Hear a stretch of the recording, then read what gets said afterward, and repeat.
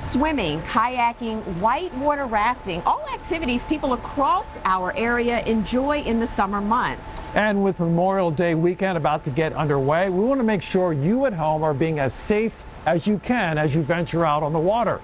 But the fact is, even if you're a strong swimmer or an experienced boater, accidents can happen. That's why it's important to use caution and please stay prepared. Our Elizabeth Holmes talked with fire and EMS crews in Chesterfield. They say while they're here to help, a ton of resources have to be organized when they're called out for a water rescue.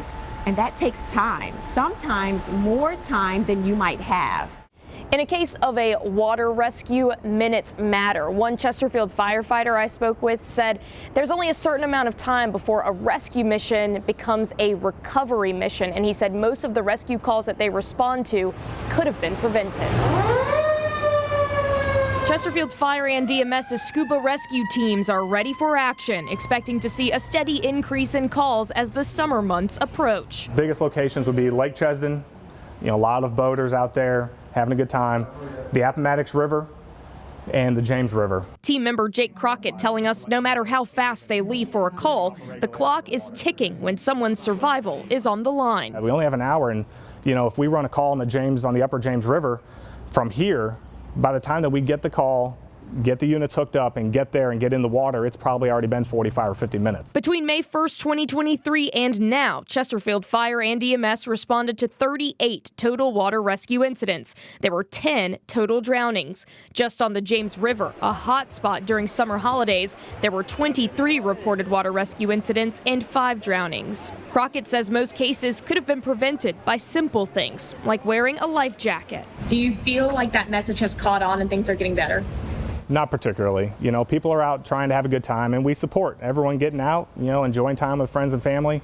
But people get comfortable with the situation. They know that they're experienced on a boat, and so they don't wear a life jacket anymore. Or they've been to this part of the river so many times that they know everything about it. They don't wear a life jacket, and there's also drinking going on the boat. And all those things just add another level of risk. With ever-changing currents and what's unknown below the surface, Crockett is urging everyone to play it safe. Depending on how fast the current is, someone can get pushed down into those underwater obstructions. Then those allow water to get through, but not necessarily a person.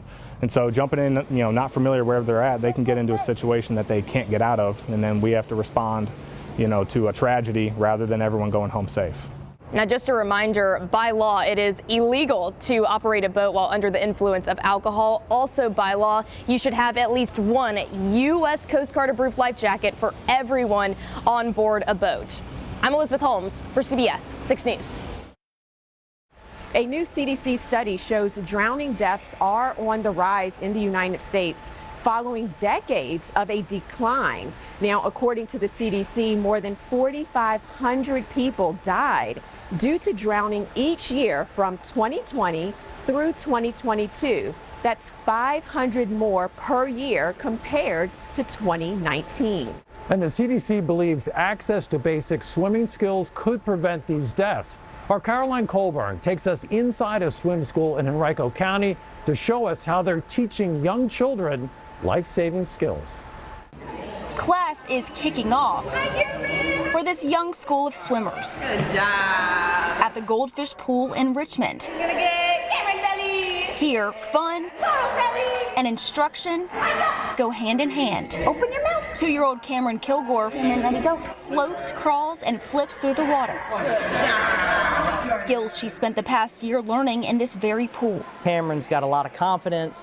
We've got a lot of confidence in it since seeing her around the water, and it's kind of eased us a little bit. Her parents, Guy and Heather, in the pool, enrolled their daughter in swim lessons at just 1 year old. We had a lot of nerves about her being around the water. We have a river house we go to on a regular basis. We just felt like it was a safety concern for her not to have any sort of training whatsoever. And that fear is healthy. The CDC says there were 500 more drowning deaths in 2022 than in 2019. And drowning remains the leading cause of death among children ages 1 through 4. It's sad, hearing the statistics, and I just feel like people need to play a bigger role, pay a little bit closer attention. Big breath. It's not just children. Roll. Almost 40 million adults in the U.S. don't know how to swim, and over half have never taken a swimming lesson, according to the CDC. We want to do everything we can to get those numbers down. 88% of drownings could actually be prevented with swim lessons. Goldfish Swim School Assistant Manager Samantha Armitage believes it's never too early to get kids comfortable in the water. Children under 1 year old still have really magnificent reflexes. They're able to turn themselves over in the water or grab the wall, things that can save their lives. Because drowning can take as little as 20 seconds. If one child drowns, it's one too many. So I think everybody should have access to this. It shouldn't be an elite thing. The Kilgores have the right idea. In fact, the CDC believes the number of water deaths could go back down with basic swimming instruction. Goldfish has partnered with the nonprofit Every Child is a Swimmer to help struggling families afford these life-saving lessons. There we go. They literally say it takes 5 seconds and your life changes. The Kilgores are able to leave the pool with confidence, That's a huge check in my book. knowing their little girl can now enjoy and respect the water.